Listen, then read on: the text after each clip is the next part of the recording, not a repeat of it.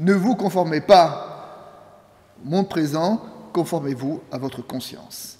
L'importance de la conscience est tout à fait première, et que fait-on de sa conscience? Je dirais que dans l'agir chrétien, il y a une place importante accordée à la conscience.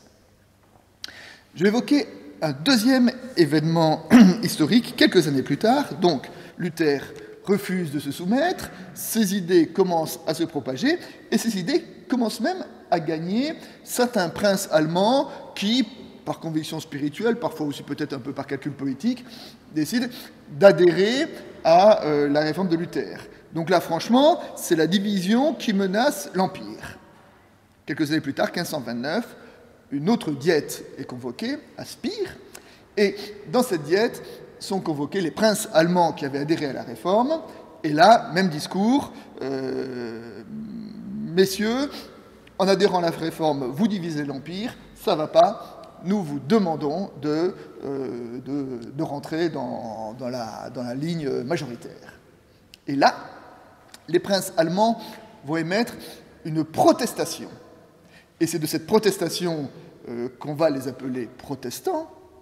Et dans cette protestation, il y a cette phrase que je trouve absolument magnifique, qui dit « Pour les choses qui concernent la gloire de Dieu, le salut des hommes, des âmes et la félicité éternelle, chacun paraîtra devant Dieu et lui rendra compte pour sa propre personne, sans pouvoir alléguer pour excuse des décisions prises à la majorité des suffrages. » Donc, chacun rendra compte pour sa personne, et quand il rendra compte pour sa personne, il ne pourra pas dire « Oui, mais les autres, ils faisaient pareil. » Et dire « Les autres, je m'en fous. Toi, pourquoi fais-tu ce que tu fais? Pourquoi agis-tu comme tu agis? Pourquoi vis-tu comme tu vis ?» Ne vous conformez pas au monde présent. Ne copiez pas la façon de vivre de vos voisins, mais agissez en fonction de votre conscience. Et donc, j'aurais peut-être un peu envie de dire que, à la base de la démarche de foi, il y a ce qu'on peut appeler le courage d'être minoritaire, le courage de ne pas se conformer, le courage d'être différent.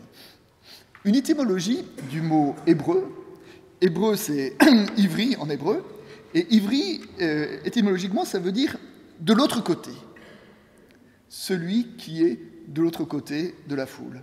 Celui qui est capable de dire oui quand tout le monde dit non, qui est capable de dire non quand tout le monde dit oui. Et c'est le premier dans la Bible à avoir été appelé, reçu le titre d'hébreu, c'était Abraham. Et un sage a dit comment aurions-nous pu vivre si nous n'avions reçu d'Abraham le courage d'être minoritaire.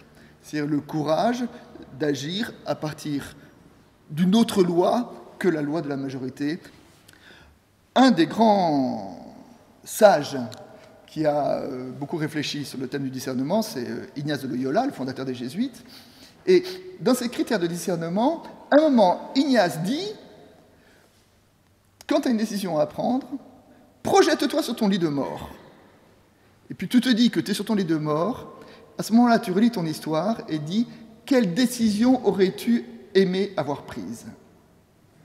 Qu'est-ce que ça veut dire? Ça veut dire que de mettre la décision qu'on a à prendre en rapport avec l'ultime. C'est-à-dire, le soir où se solde une vie, quel type d'homme, quel type de femme aurais-je aimé avoir été? Eh bien, ça, j'ai à l'être aujourd'hui. Donc, je me projette dans l'ultime pour me rapporter au temps présent. Ne vous conformez pas au monde présent, mais soyez transformés par le renouvellement de l'intelligence. Paul nous invite à cultiver en nous l'intelligence de Dieu. Parce que, nous le savons bien, toute intelligence qui n'est pas régulièrement cultivée, eh ben, automatiquement, elle se dessèche et elle a tendance à se recroqueviller. Et quand notre intelligence se recroqueville, eh ben, on est happé par le conformisme et par le plus gros agir comme le plus grand nombre, se conformer au temps présent. Et donc, il y a cette exhortation très forte de la part de Paul d'être transformé, d'avoir une intelligence différente.